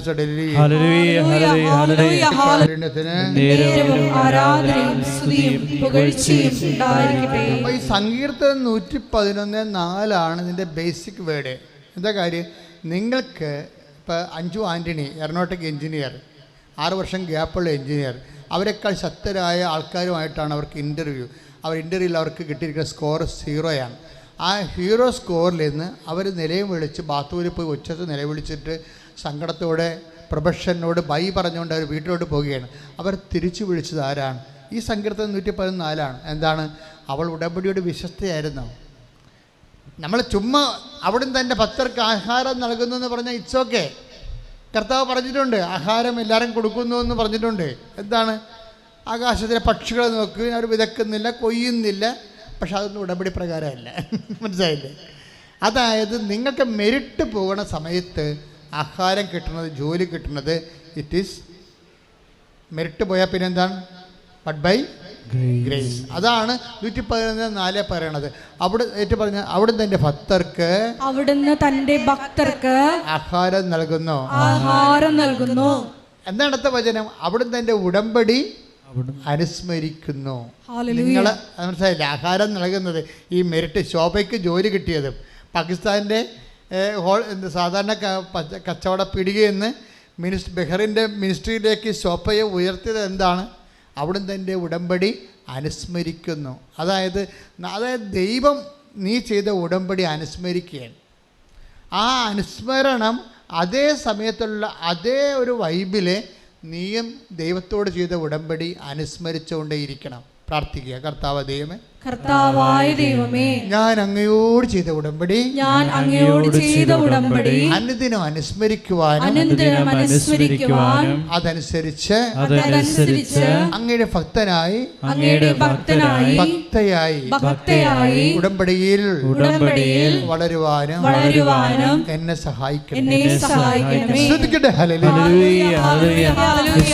അവിടുന്ന് അത് 111:4 എന്താ പറയണത്? അവിടുന്ന് തന്റെ ഭക്തർക്ക് ആഹാരം നൽകുന്നു, ജീവിതമാർഗം നൽകുന്നു. എന്താണ് കാരണം? അവിടുന്ന് തന്റെ ഉടമ്പടി അനുസ്മരിക്കുന്നു. അപ്പൊ ഭക്തർക്കാണ് നൽകുന്നത്. ഭക്തി ഒരു പ്രശ്നമാണ് നിന്റെ അകത്തെ. ഉടമ്പടിയും ഭക്തിയും. ഇപ്പം നിനക്ക് ജോലി വേണം, വീട് വേണം, വിവാഹം നടക്കണം, കുഞ്ഞുങ്ങൾ ഉണ്ടാവണം, വസ്തു വിൽക്കണം, രോഗം മാറണം, ദാറ്റ്സ് ഓക്കെ. പക്ഷേ ഇത് വർക്ക് ചെയ്യുന്ന ഭക്തിയിലാണ്. ഈ ഇങ്ങനെ എല്ലാ മാർഗങ്ങളും ഉടമ്പടിയുടെ ഭക്തിയുണ്ട്. ഭക്തി എന്ന് പറയണം നീ ഇവിടെ വന്ന് വിറച്ചതുള്ളി കമന്നടിച്ച് കിടക്കണമല്ല ഭക്തി. ഉടമ്പടിയുടെ ഭക്തി എന്ന് പറഞ്ഞാൽ കഴിഞ്ഞ പ്രാവശ്യം ഞാൻ കഴിഞ്ഞ ആഴ്ച പറഞ്ഞായിരുന്നു ഭക്തി എന്ന് പറയണത് എന്താണെന്ന്. ഇല്ലേ? പറഞ്ഞായിരുന്നു. അതായത് ഇപ്പം ഒരു ഭക്തി പ്രത്യയം ഉണ്ടല്ലോ എൻ്റെ അടുത്ത്. ഇത്ത എന്ന ഭക്തി, ഫായും ഫാ പ്ലസ് ത വെച്ചാൽ ഇത്ത എന്ന് വെച്ചാൽ സംസ്കൃതത്തിൽ ഒട്ടുക എന്ന അർത്ഥം, ഒട്ടണം എന്നാണ് അർത്ഥം. രക്തമില്ലേ? രക്തത്തിനൊരു ഇക്ത ഉണ്ടല്ലോ, ഒട്ടണം എന്നതിന് അർത്ഥം. വെച്ചാൽ രജോ ഗുണത്തോട്, രജോ ക്ഷത്രിയ ശക്തി. അപ്പോൾ ക്ഷത്രിയ ഗുണത്തോട് ഒട്ടണതിനാണ് രക്തമെന്ന് പറയണത്. അതായത് രജോ ഗുണം എന്ന് പറഞ്ഞൊരു ശക്തിയുണ്ട്. നമുക്കറിയാം. തമോ ഗുണമുണ്ട്, ഇരുട്ടിൻ്റെ ശക്തി, ദുഷ്ടന്മാരുടേത്, ക്രിമിനൽസിൻ്റെത് തമോ ഗുണം. രജോ ഗുണം ധൈര്യശാലികളുടേത്, അവരല്ലേ സാഹസപ്പണിയൊക്കെ ചെയ്യണത്. അപ്പോൾ രജോ ഗുണം. പിന്നെ ഉള്ളത് സദ്ഗുണമുണ്ട്. അപ്പോൾ ഇതുപോലെയുള്ള മനുഷ്യൻ്റെ ബ്ലഡിൻ്റെ നമ്മുടെ ഇന്ത്യൻ ഫിലോസഫിയിൽ കുറേ അധികം തരംതിരിവുണ്ട്. ഈ രജോ ഗുണത്തോട് ധൈര്യത്തോട് ഒട്ടു നിൽക്കുന്ന സാധനം ഒട്ടിപ്പിക്കുന്നതിന് രക്തം എന്ന് പറയും. രജോ ഗുണത്തോട് ഒട്ടുന്നതിന് രക്തം. ഇനി ഭക്തി എന്ന് പറഞ്ഞാൽ എന്താണ്? അതിവിടെ ഒരു യുക്തായുണ്ട്. ഭഗവാനോട് ഒട്ടണതിനാണ് ഭക്തി എന്ന് പറയുന്നത്. ഇവിടെ പ്രശ്നം ഭഗവാനോട് ദൈവത്തോട് മനുഷ്യൻ ഒട്ടുന്നതിന് വേണ്ടിയാണ്. ഒട്ടുന്ന എന്ത് വ്യാപാരമായാലും അത് ഭക്തിയാണ്. ശക്തമായി പലതരം പശയില്ലേ? കഞ്ഞിയുടെ പശുണ്ട്, മൈദാ പശുണ്ട്, ഇതെല്ലാം. കഴിഞ്ഞ ദിവസം ഞാനൊരു മുത്തൊട്ടിച്ചപ്പോഴും എൻ്റെ അമ്മ എൻ്റെ കൈയും തമ്മിൽ ഒട്ടിപ്പോയി. പിന്നെ ഞങ്ങളുടെ എല്ലാവരുടെയും കൈ ഒട്ടിപ്പോയി. ഭയങ്കര അഡിക്കേഴ്സുമായിപ്പോയി. എല്ലാവരും നമ്മൾ ഒട്ടിച്ചിട്ട് പിന്നെ പുറത്തോട്ട് വരുന്നില്ല. അത്രയും ഭയങ്കര പശയായിപ്പോയി. അപ്പോൾ പലതരത്തിലുള്ള പശുണ്ട്. അപ്പോൾ ഈ ഭക്തിയിലും നമ്മൾ ഭഗവാനോട് കാണിക്കുന്ന ഭക്തിയുണ്ട്. അതിലും തന്നെ പശക്ക് പലതരം പശുണ്ട്. ചുമ്മാ നാക്കുകൊണ്ട് ഭക്തിഗാനം പാടിയാലും ഭഗവാനോട് ഒട്ടും. പക്ഷെ കുറച്ച് കഴിയുമ്പോൾ പറഞ്ഞു പോകും. ഇതാണ് പ്രശ്നം. ഇത് പ്രശ്നമാണ്. നിങ്ങൾ ഉടമ്പടിയെക്കുറിച്ച് പറയുമ്പോൾ ഉടമ്പടിയും ഭക്തിയും തമ്മിൽ ഭയങ്കര ബന്ധമുണ്ട്. ഇപ്പം നമ്മൾ ഭക്തി ഗാനങ്ങൾ തന്നെ ഒരു പാട്ട് പാടിക്കഴിഞ്ഞാൽ ഭക്തിഗാനമാണെങ്കിൽ ഭക്തിയിൽ അഭിഷേകമുള്ള ഗാനം അത് പാടിക്കഴിയുമ്പോൾ നമുക്ക് ദൈവത്തോടൊരു അടുപ്പം തോന്നും, ഭഗവാനോട് നമ്മൾ ഒട്ടും. കുറച്ച് കഴിയുമ്പോൾ അത് പറഞ്ഞു പോകും. കാര്യം ഭക്തിഗാനത്തിനൊക്കെ ഒട്ടിക്കുന്നതിനൊക്കെ ഒരു പരിധിയുണ്ട്. അത് കഴിഞ്ഞാൽ പിന്നെ ഒട്ടത്തില്ല ഈ സാധനം. പശയുടെ ക്വാളിറ്റി പോലെ ഇരിക്കുന്ന സംഭവം. പക്ഷെ ഉടമ്പടിയിൽ ഉപയോഗിക്കുന്ന ഭക്തി എന്ന് പറയുന്നത് വേറെ ഒരു സംഭവമാണ്. നാക്കിൻ്റെ ചൊല്ലലല്ല. എന്താ ഉപയോഗിക്കണത്? ചെയ്യലാണ്. അത് പണ്ടാര പശയാണ്. അതാണ് സാധനം. അതായത് നീ മനഃപൂർവ്വം ദൈവത്തോടുള്ള സ്നേഹത്താൽ ഇപ്പം നമ്മൾ രോഗികളെ കാണുന്നു, അവരെ ശുശ്രൂഷിക്കുന്നു, കടുത്ത കാര്യങ്ങൾ. ഇപ്പം നിങ്ങളെ പല ആൾക്കാരും ഉപയോഗിക്കുന്നത് ചെറിയ തരം കള്ളപ്പശയാണ് ഉപയോഗിക്കുന്നത്.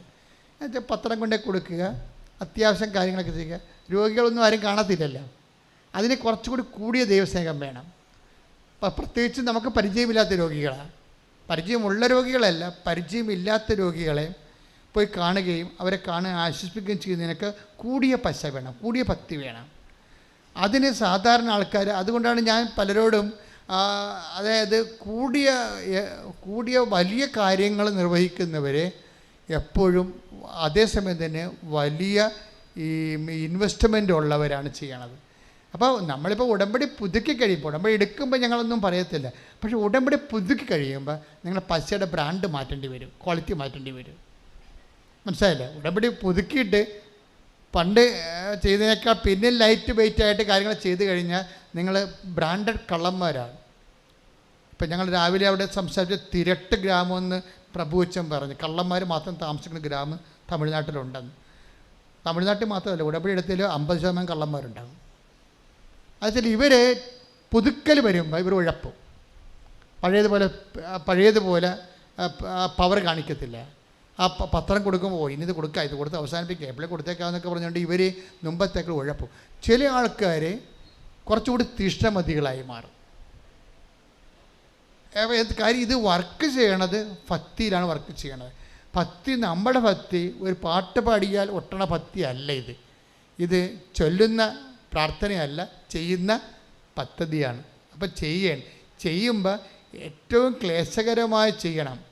കാരണം എന്തുമാത്രം സ്നേഹം കൂടുന്നുവോ ദൈവത്തോട്, അത്രയും ക്ലേശകരമായ ഭാരം നമ്മൾ ഏറ്റെടുക്കും. മനസ്സിലായേ? അതാണ് സംഭവം. എന്തുമാത്രം ഇത് ദൈവസ്നേഹമാണ്, ബേസിക്കായിട്ട് ദൈവസ്നേഹമാണ്. എന്തുമാത്രം ദൈവത്തോട് നമുക്ക് സ്നേഹം തോന്നുന്നുവോ അത്രയും നമ്മൾ ദൈവത്തിന് വേണ്ടി വലിയ കാര്യങ്ങൾ ചെയ്യും. അതുകൊണ്ടാണ് അമ്മയും അത് തന്നെയല്ലേ പറയണത്. അമ്മ എന്താ പറയണത്? 1:50 വായിച്ചമോളെ. ലൂക്ക 1:49. ശക്തനായവൻ എനിക്ക് വലിയ കാര്യങ്ങൾ ചെയ്തിരിക്കുന്നു, അവിടുത്തെ നാമം പരിശുദ്ധമാണ്. അവിടുത്തെ ഭക്തരുടെ മേൽ തലമുറകൾ തോറും അവിടുന്ന് കരുണ വർഷിക്കും. അതായത് ഭക്തി വർദ്ധിക്കുന്നതനുസരിച്ച് ലൂക്ക 1:50 എന്താ പറയണത്? ഒന്ന് പറഞ്ഞ്, അവിടുത്തെ ഭക്തരുടെ മേൽ അവിടുന്ന് തലമുറകൾ തോറും കരുണ വർഷിക്കും. അപ്പോൾ വലിയ കാര്യങ്ങൾ ചെയ്യണതും ഭക്തിയിൽ വലിയ കാര്യങ്ങൾ ചെയ്യുമ്പോഴെന്താ പറ്റും? തലമുറകൾക്ക് ബ്ലെസ്സിങ് കിട്ടും. പക്ഷേ നിൻ്റെ ഇപ്പം അമ്മ മകൾക്ക് വേണ്ടി പ്രാർത്ഥിക്കുന്നല്ലേ? ഇവിടെ വരുമ്പോൾ ഒത്തിരി പേര് വരുന്നുണ്ടല്ലോ, അമ്മമാർ മകൾക്ക് വേണ്ടി പ്രാർത്ഥിക്കുന്നത്. പക്ഷേ മകൾക്ക് വേണ്ടി പ്രാർത്ഥിക്കുന്ന തലമുറയാണല്ലോ, വേറെ തലമുറയല്ലേ. പേരക്കിടാങ്ങൾക്ക് വേണ്ടി പ്രാർത്ഥിക്കുന്ന അമ്മമ്മമാരും വരുന്നുണ്ട്. ഞങ്ങളിവിടെ ഉടമ്പടി ആവതില്ലെങ്കിൽ എടുപ്പിക്കത്തില്ലെന്നേ ഉള്ളൂ. കാര്യം അവർക്കത് ചെയ്യാൻ പറ്റത്തില്ല. ചെയ്യാൻ പറ്റും. ഇപ്പോൾ ഇന്നലെ 75 വയസ്സ് കോഴിക്കോട് ഒരു നോൺ ക്രിസ്ത്യനായിട്ടുള്ള അമ്മാമ്മ വന്നു. എന്നാ പവറാ! അവരോട് പറഞ്ഞാൽ അവർ ശരിക്കും പറഞ്ഞാൽ 17 വയസ്സുകാരെ പോലെ അവർ സംഭവം ചെയ്യും. അത്രയും പവർ 70 വയസ്സുകൊണ്ടൊന്നും ഒരു കാര്യമില്ല. ഞങ്ങൾ നോക്കണ വയസ്സല്ല, ഇവർക്ക് ചെയ്യാനുള്ള ആംബിയർ ഉണ്ടെന്നാണ് ഞങ്ങൾ നോക്കണത്. വയസ്സൊക്കെ പറയുന്നുണ്ടെങ്കിൽ ഞങ്ങളുടെ മനസ്സിരിപ്പ്, ഞങ്ങളുടെ അസസ്മെൻറ്റിൽ എന്താ ചെയ്യണം. അതുകൊണ്ടല്ലേ ചില വയസ്സന്മാരെ കാണുന്നില്ലേ ഉടമ്പടി എടുക്കണത്. അതെന്താ വെച്ച് കഴിഞ്ഞാൽ അവർക്ക് ചെയ്യാനുള്ള ആംബിയറുണ്ട്. മറ്റുള്ളവർ ചുമ്മാ മരുമകളെ വീട്ടിൽ ഇരുന്ന് അതെന്ത് ചെയ്യരുത്, നീ ഇവിടെ പേടി, ഇന്നലെ ഇവിടെ പേടി, ഇന്നലെ മെനേന്ന് ഇവിടെ പോയതൊക്കെ ചോദിക്കുമ്പോൾ പറയും നിങ്ങൾ പോയി കൃപാസനത്തിൽ ഇരിക്കാൻ പറഞ്ഞു വിടും. അങ്ങനെ വന്ന് ഇവിടെ ഇരിക്കുന്ന ആൾക്കാരുണ്ട്. എന്നിവിടെ വന്നാലും എന്നാ പിന്നെ ഉടമ്പടി കൊണ്ട് എടുത്തേക്കാമെന്ന് വിചാരിക്കും. അങ്ങനെയുള്ളവരെ കാണുമ്പോൾ നമുക്കറിയാം ഇവർ ചെയ്യത്തില്ല, ചുമ്മാ അഭ്യാസത്തിന് വന്നാണെന്നറിയാം, എടുപ്പിക്കത്തില്ല. പക്ഷേ എപ്പോഴും നമ്മൾ ശ്രദ്ധിക്കേണ്ട ഒരു വിഷയം എന്ന് വെച്ചാൽ, ഈശോ അമ്മ എന്താ പറഞ്ഞത്?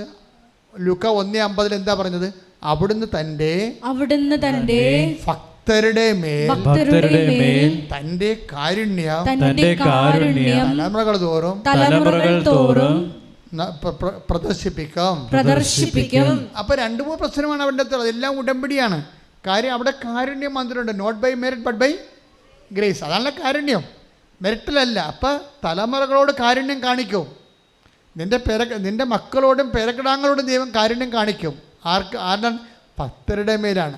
ആ ഭക്തി കാണിക്കുന്ന വ്യക്തി ഭക്തി സത്യസന്ധമായിട്ടാണ് കാണിക്കണതെങ്കിലേ, സത്യസന്ധമായിട്ട് കാണിക്കണമെന്ന് പറയുമ്പോൾ എന്താണ് സംഭവം വെച്ചാൽ ദൈവസ്നേഹമാണ്.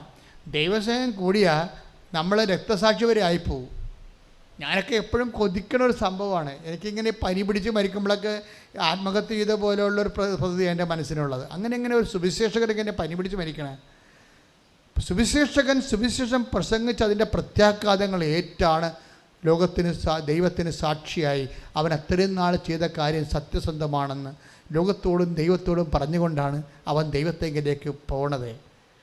അതാണ് അപ്പോൾ അത്രയും വരെ എത്തിപ്പോകുന്നുണ്ടെങ്കിൽ, തീർച്ചയായിട്ട് എത്താൻ മനുഷ്യൻ കൊതിക്കുന്നുണ്ടെങ്കിൽ, ഭക്തിയുടെ പിന്നിൽ എപ്പോഴും നമുക്ക് ഒരു ആത്മാർത്ഥമായ സമർപ്പണം ഉണ്ടാകണം. അല്ലാതെ എന്തെങ്കിലും ഈ ലൊട്ടിലൊടുക്ക് പരിപാടി ചെയ്ത് ഉടമ്പടി ഒപ്പിക്കാമെന്ന് ആരും ധരിക്കരുത്. കാര്യം ഇത് അസസ് ചെയ്യണത് നിങ്ങൾ ചെയ്യുന്ന പ്രവൃത്തിയല്ല, ദൈവത്തോട് നിങ്ങൾ കാണിക്കുന്ന സ്നേഹമാണ്. അതുകൊണ്ട് സങ്കീർത്തനം എന്താ പറയണത്? അവിടുന്ന് സ്നേഹത്താൽ ശ്രുതിക്കട്ടെ, ഹല്ലേലൂയ ഹല്ലേലൂയ ഹല്ലേലൂയ ഹല്ലേലൂയ ഹല്ലേലൂയ.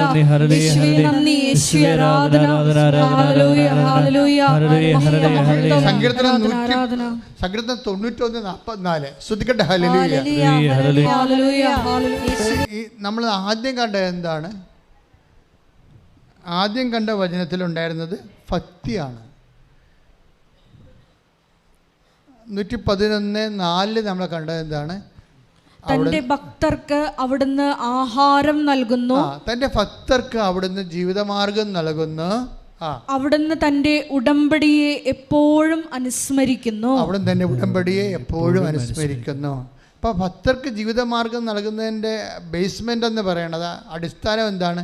ദൈവം നമ്മുടെ ഉടമ്പടി അനുസ്മരിക്കുന്നത് കൊണ്ടാണ്. അപ്പോൾ ദൈവം നമ്മുടെ ഉടമ്പടി അനുസ്മരിക്കണം. പിടികിട്ടിയാ?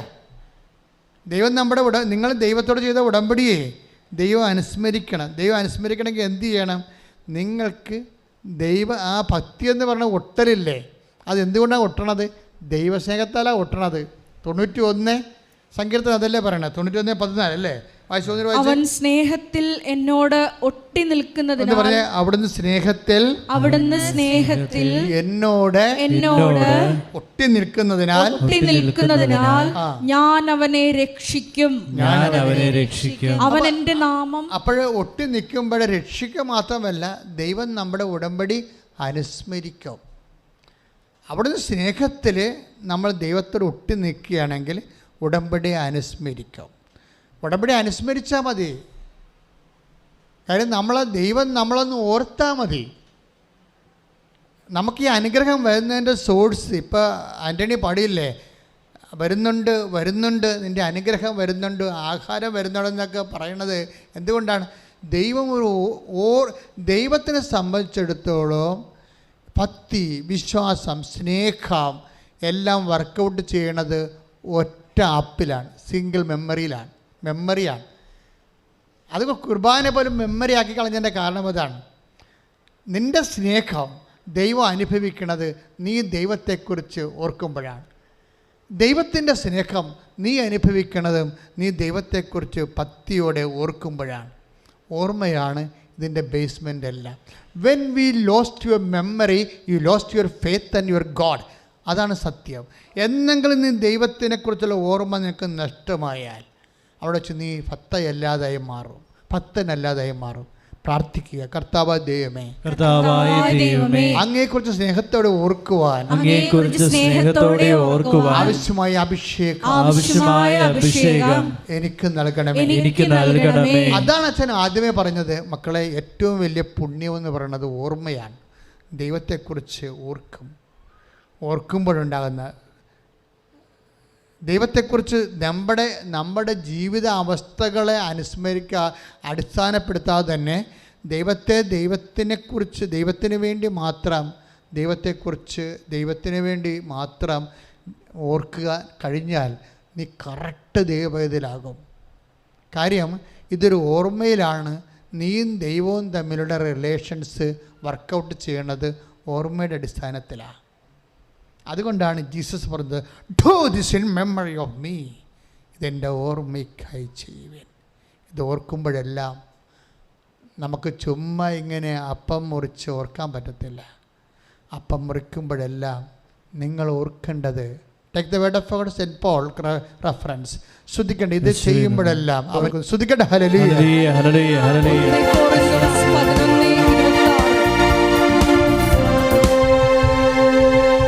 1 കൊറിന്തോസ് 11:26. 1 കൊറിന്തോസ് 11:26.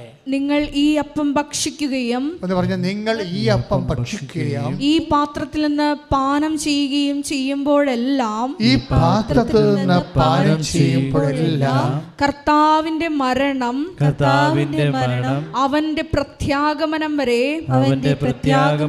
പ്രഖ്യാപിക്കുകയാണ് ചെയ്യുന്നത്. ഇതാണ് അവസ്ഥ. അതായത് ഇത് നിങ്ങൾ അവൻ്റെ അപ്പം അവൻ്റെ നാമത്തിൽ മുറിച്ച് കഴിയുമ്പോൾ നമ്മൾ എന്താ ഓർക്കേണ്ടത്? കർത്താവിൻ്റെ മരണമാണ് ഓർക്കുന്നത്. എന്നുവരെ ഓർക്കും? അവൻ്റെ പ്രത്യാഗമനം വരെ ഓർക്കും ഇവിടെ. അതുകൊണ്ടാണ് മാസിനേക്കാൾ കുർബാനയേക്കാൾ വലിയതൊന്നും ദൈവത്തിന് സ്ഥാപിക്കാൻ പറ്റത്തില്ല എന്ന് വിശുദ്ധമാർ പറയണത് അതാണ്. കുർബാന സ്ഥാപിക്കുന്നതിനേക്കാൾ വലുത്. കാര്യം അത് ഓർമ്മയുടെ ഏറ്റവും സൊഫിസ്റ്റിക്കേറ്റഡ് ആയിട്ടുള്ള, ഏറ്റവും റിഫൈൻഡ് ആയിട്ടുള്ള, ദൈവത്തെ നമുക്ക് ഓർക്കാനും നമുക്ക് ദൈവത്തെ ഓർക്കാനും, ദൈവസ്നേഹത്തിലും ദൈവത്തിന് നമ്മളുടെ സ്നേഹത്തിൽ നിറയാനും നമുക്ക് ദൈവത്തോടെ സ്നേഹത്തിൽ നിറയാനും. അതുതന്നെ ഇവിടെ എഴുതിയിരിക്കുന്നത് എന്താണ്? അവിടുന്ന് നമ്മൾക്ക് എന്തുകൊണ്ടാണ് ഈ ഫത്തിനെ അനുസ്മരിക്കാൻ കാരണം എന്താണ്? 91:14 വായിച്ചതിൻ്റെ 91 നമ്മൾ ആദ്യം അതായത് അവിടുന്ന് തൻ്റെ സ്നേഹത്താൽ തൻ്റെ ഭക്തർക്ക് അവിടുന്ന് ആഹാരം നൽകുന്നു, അവിടുന്ന് തൻ്റെ ഉടമ്പടിയെ എപ്പോഴും അനുസ്മരിക്കുന്നു. ഇതാണ് പ്രശ്നം. ഈ അനുസ്മരണം എന്ന് പറഞ്ഞൊരു സംഭവമാണ് ആധ്യാത്മികതയുടെ ആൽഫയും ഒമേഗയും. എന്നത്തെ പ്രശ്നം വെച്ച് കഴിഞ്ഞാൽ ഇതൊരു ഓർമ്മയാണ്. കാര്യം ദൈവം നമ്മളെ ഓർക്കുന്നു. ഉടമ്പടിയെ പോലെ ദൈവത്തെ നമ്മളെ കൊണ്ട് ദൈവത്തിന് നമ്മളെ ഓർക്കാൻ പറ്റിയ ഒരു സംവിധാനമില്ല.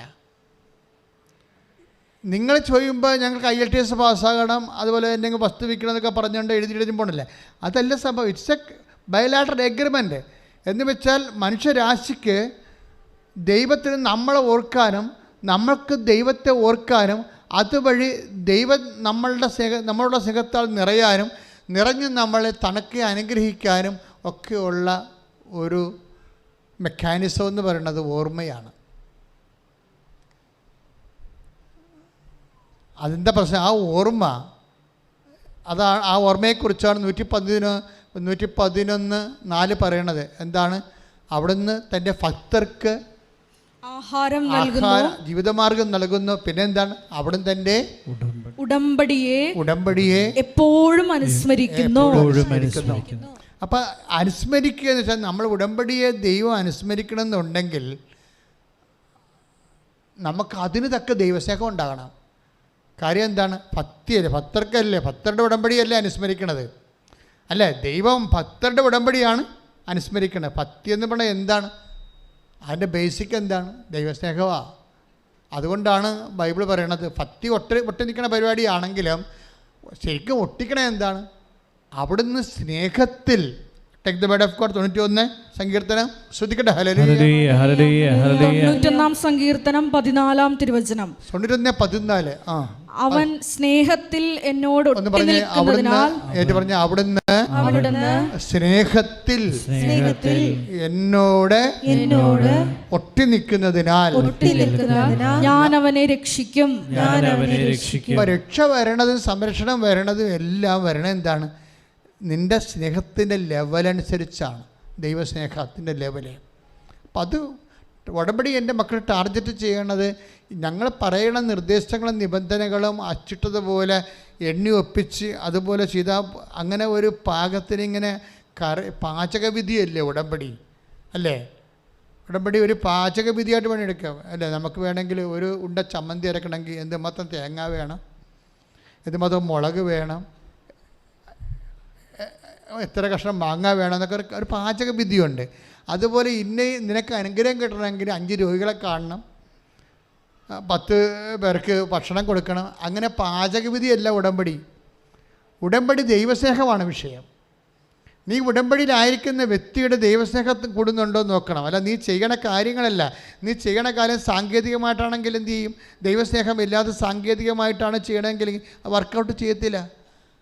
അത് 1 കൊരിന്ത്യർ പറയുന്നില്ല, നീ മാലാഖമാരുടെ ഭാഷയെ സംസാരിച്ചാൽ പോലും സ്നേഹമില്ലെങ്കിൽ അതൊക്കെ ശൂന്യം. ശ്രദ്ധിക്കട്ടെ. ഹല്ലേലൂയ. Take the word of God. ഹല്ലേലൂയ ഹല്ലേലൂയ ഹല്ലേലൂയ ഹല്ലേലൂയ ഹല്ലേലൂയ. യേശുവേ ആരാധന, യേശുവേ നന്ദി, യേശുവേ നന്ദി, യേശുവേ മഹത്വം. ഹല്ലേലൂയ ഹല്ലേലൂയ ഹല്ലേലൂയ. 1 കൊരിന്തോസ് 13:1. 1 കൊരിന്ത്യർ 13:1. ഞാൻ മനുഷ്യരുടെയും ഞാൻ മനുഷ്യരുടെയും ദൈവദൂതന്മാരുടെയും ഭാഷകളിൽ സംസാരിച്ചാലും എനിക്ക് സ്നേഹമില്ലെങ്കിൽ ഞാൻ മുഴങ്ങുന്ന ചേങ്ങലയോ ചിലമ്പുന്ന കൈത്താളമോ ആണ്. അതായത് പൗലോസപ്പോസ് അത്ര വലിയ കവിയല്ലായിരുന്നു. കാര്യം മുഴങ്ങുന്ന ചേങ്ങലക്കും ചിലമ്പിനുമൊക്കെ ഒരു താളമുണ്ട്. പക്ഷേ ശരിക്കും പറഞ്ഞാൽ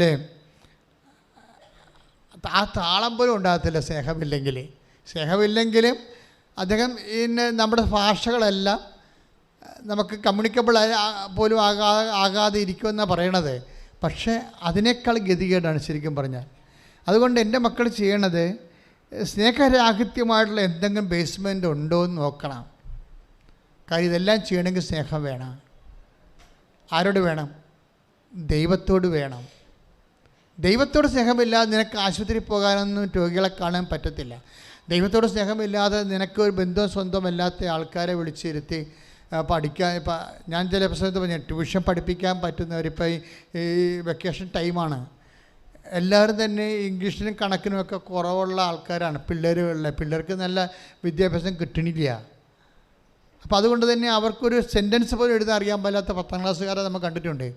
അപ്പോൾ കുറച്ച് പഠിപ്പുള്ളവർ SLC അതുപോലെ തന്നെ 9ാം ക്ലാസ്സുകാരൊക്കെ വിളിച്ചിരുത്തിയിട്ട് അവർ കിട്ടുന്ന സമയം കൊണ്ട് അവിടെ ഗ്രാമർ ഒന്ന് ചെക്ക് ചെയ്യണം, അവിടെ കണക്കൊന്ന് നോക്കണം. അവർക്ക് ബേസിക്ക് പോയിരിക്കുന്ന ആൾക്കാരാണ്. അപ്പോൾ അവർ 10ാം ക്ലാസ്സിൽ പഠിച്ചാലും ജോലിയൊന്നും കിട്ടത്തില്ല അവർക്ക്. ഗവൺമെൻറ് പിന്നെ ഇരട്ടി ട്യൂട്ടോറിയൽ, ഇരട്ടി പണം മുടക്കി പിന്നെ ഇവരെ പഠിപ്പിക്കാതിരിക്കാൻ വേണ്ടി ഗ്രേസ് മാർക്ക് കൊടുത്ത് വിടും. പക്ഷേ ഇവരെന്നാ പറ്റണമെന്ന് വെച്ച് കഴിഞ്ഞാൽ ഗവൺമെൻറ് എന്താ ഉദ്ദേശിക്കുന്നത്? അതായത് സ്കിൽഫുൾ അല്ലാത്ത കുറച്ച് തൊഴിലാളികളെ അടുത്ത തലമുറ സൃഷ്ടിക്കാൻ പറ്റുന്ന വിദ്യാഭ്യാസമാണ് ചില സമയത്ത് ഈ ഓൾ പ്രൊമോഷൻ കൊണ്ട് ഉണ്ടാകുന്നത്. ഗവൺമെൻറ് അതേ പറ്റത്തുള്ളൂ. ഞാൻ ഗവൺമെൻറ് കുറ്റം പറയുകയല്ല. പക്ഷേ അതേസമയം തന്നെ ഇങ്ങനെ ഷെഡ് ഔട്ട്സുകളുടെ എണ്ണം കൂടുന്നുണ്ട്. അതേസമയം തന്നെ 9ാം ക്ലാസ് വരെ ചെന്നിട്ടും ബേസിക്സ് കിട്ടാത്തവരുണ്ട്. അവരെ നിങ്ങൾ വിളിച്ചിരുത്തി ജാതിയും മതവും നോക്കാതെ അവരുടെ ബേസിക്സ് കറക്റ്റ് ചെയ്യണം. ഗ്രാമർ ആയാലും ഇംഗ്ലീഷ് ആയാലും കണക്കായാലും ഒന്ന് നോക്കണം. ഗ്രാമർ, ഇംഗ്ലീഷ്, കണക്ക് ഒന്ന് നോക്കിയിട്ട് കാര്യം അവർക്ക് ഇപ്പോൾ ട്യൂഷൻ പൈസ കൊടുത്ത് ട്യൂഷൻ ചെയ്യാൻ ഉള്ള മാർഗ്ഗമില്ലാത്തവരെ നോക്കണം. അത് ഉടമ്പടിയുടെ ഒരു ഭാഗമാകണം. പക്ഷേ അത് നിങ്ങൾ ദൈവസ്നേഹത്താൽ ചെയ്യണം. ദൈവസ്നേഹത്തെ ചെയ്തില്ലെങ്കിലുള്ള കുഴപ്പമെന്ന് വെച്ച് കഴിഞ്ഞാൽ പിന്നെ സമുദായ സ്നേഹമാണ് ഉള്ളത്. കേരളത്തിൻ്റെ കാര്യം പറയുകയാണ്. ഒരു മനുഷ്യൻ ദൈവസ്നേഹത്തെ ഇപ്പം നമ്മൾ ജാതി മാറണം, ജാതി ഉണ്ടാവരുത്, മതം ഉണ്ടാവരുതെന്നൊക്കെ പറഞ്ഞാലും ഇത് ഒരു പറയുന്ന ആൾക്കാർ അതിനേക്കാൾ വലിയ ജാതി കളിക്കുന്ന ആൾക്കാരാണ്. പക്ഷെ ഒരു കാര്യം ക്രിസ്തുവിനെ സംബന്ധിച്ചത് ഒരു കാര്യമേ പറഞ്ഞിട്ടുള്ളൂ. ജാതി മതം ഇങ്ങനെയുള്ള സംഭവങ്ങൾക്ക് അതിജീവിക്കണമെന്ന് പറയുമ്പോൾ ഇപ്പോൾ കുറേ അങ്ങോട്ടും ഇങ്ങോട്ടും ഇപ്പം ചില പറയും ഇവിടെ ഇപ്പോൾ കാസ്റ്റുമാർ കല്യാണം കഴിക്കുന്നവർക്ക് ഗവൺമെൻറ് കാശ് കൊടുക്കണില്ലേ? കാസ്റ്റുമാർ കല്യാണം കഴിക്കുന്നവർക്ക് അല്ലേ, 2 കാസ്റ്റിൽ എതിർ കാസ്റ്റിൽ കല്യാണം കഴിക്കുന്നവർക്ക് കാശ് കൊടുക്കുന്നുണ്ട്. അപ്പോൾ അതുകൊണ്ട് കാസ്റ്റ് സിസ്റ്റം മാറുമെന്നാണ് ഇവർ പറയണത്. ആര് മാറാൻ? ഒരിക്കലും മാറത്തില്ല. കാരണം ഇത് ജാതിയൊന്നല്ല, ജനിതകമല്ല, ജനറ്റിക്കല്ല. ഇത് സാധനം ബ്ലഡിൽ കിടക്കുന്ന സാധനമല്ലേ ഇത്. ജാത്യ ഗുണം തൂത്താ പോവുക. ഇതിൻ്റെ അകത്തുള്ളത് ജനറ്റിക്കൽ കേസാണിത്. ഇത് കുറേ വർഷങ്ങൾ. അതുകൊണ്ടാണ് ഈശോ എന്നാ പറഞ്ഞറിയോ? ലവ് ലെവൽ കൂട്ടണം. ലെവൽ നോക്കി കഴിഞ്ഞാൽ അപ്പം പിന്നെ ജാതി മതം നോക്കത്തില്ല. ഈശ്വരൻ്റെ വിശ്വാസത്തെ ചിലപ്പോൾ അത് നോക്കും, ബാക്കി ഭൗതിക കാര്യങ്ങൾക്കൊന്നും നോക്കത്തില്ല. ഈശ്വരവിശ്വാസം നിത്യതയുമായിട്ട് ബന്ധപ്പെട്ടുള്ള നിത്യത വീട്ടിക്കൊണ്ട് നമ്മൾ ഒരു കളിയും കളിക്കാൻ പറ്റത്തില്ല. കാര്യം നിത്യതയ്ക്ക് വേണ്ടി ക്രൂശിക്കപ്പെട്ട് രക്തം ചിന്തി ജീവൻ ചൊരിഞ്ഞവനാണ് നമുക്ക് നിത്യജീവൻ നൽകേണ്ടത്. ആ നിത്യജീവൻ നഷ്ടപ്പെടുത്തിക്കൊണ്ട് ഒരു വിശ്വാസിക്ക് ഒരിക്കലും ഒന്നും ചെയ്യാൻ പറ്റത്തില്ല. പക്ഷേ ഞാൻ സംസാരിക്കുന്ന വിഷയം വിദ്യാഭ്യാസമാണ്, നിത്യതയല്ല. അനുദിന ജീവിതത്തിലെ ഭൗതിക ജീവിത സാഹചര്യങ്ങളാണ്. ഭൗതിക ജീവിത സാഹചര്യങ്ങളുടെ കൊടുക്കലും മെഡിക്കലും ഒക്കെ വരണതെല്ലാം ഒരു മനുഷ്യൻ്റെ സ്നേഹ ലെവൽ കൂടുമ്പോഴാണ്. അതുകൊണ്ട് ഈശോ എന്നാ ചെയ്യുന്നറിയാവോ? ഞാനാണെന്ന് എന്നെ നിങ്ങൾ സ്നേഹിക്കണം. എന്തിനാണെന്നറിയാവോ? എന്നെ നിങ്ങൾ എല്ലാത്തേക്കാളും ഉപരി ദൈവത്തെ സ്നേഹിക്കണമെന്ന് പറഞ്ഞില്ലേ? അതെന്തിനാ അങ്ങനെ പറഞ്ഞിരിക്കണത്? എന്തിനാണ്?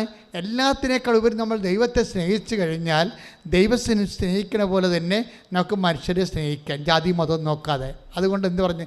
ഞാൻ രോഗിയാണെന്നല്ലേ ഈശോ പറഞ്ഞത്? അല്ലേ? Take the word of God. സ്തുതിക്കട്ടെ. ഹല്ലേലൂയ, ഹല്ലേലൂയ, ഹല്ലേലൂയ, ഹല്ലേലൂയ, ഹല്ലേലൂയ. യേശുവേ നന്ദി, ഹല്ലേലൂയ, ഹല്ലേലൂയ, യേശുവേ നന്ദി, യേശുവേ ആരാധന. ഹല്ലേലൂയ, ഹല്ലേലൂയ. മഹത്വം സ്തുതിക്കട്ടെ, സ്തുതിക്കട്ടെ. ഹല്ലേലൂയ, നന്ദി, ഹല്ലേലൂയ, ഹല്ലേലൂയ, ഹല്ലേലൂയ. മത്തായി 25:36. മത്തായി 25:36. ഞാൻ നഗ്നനായിരുന്നു, നിങ്ങൾ എന്നെ ഉടുപ്പിച്ചു. പറഞ്ഞ ഞാൻ നഗ്നനായിരുന്നു, നിങ്ങൾ എന്നെ ഉടുപ്പിച്ചു. ഞാൻ രോഗിയായിരുന്നു, നിങ്ങൾ എന്നെ സന്ദർശിച്ചു. അപ്പൊ രോഗിയെ കാണുമ്പോൾ ആരായിട്ട് കാണണമെന്നാ പറയണത്? ക്രിസ്തുവായിട്ട് കാണണമെന്നാ പറയണത്. മനസ്സിലായില്ലേ? അതാണ് വിഷയം. എല്ലാത്തിനേക്കാളും ഉപരി ക്രിസ്തുവിനെ സ്നേഹിക്കാൻ പറഞ്ഞു കഴിഞ്ഞാൽ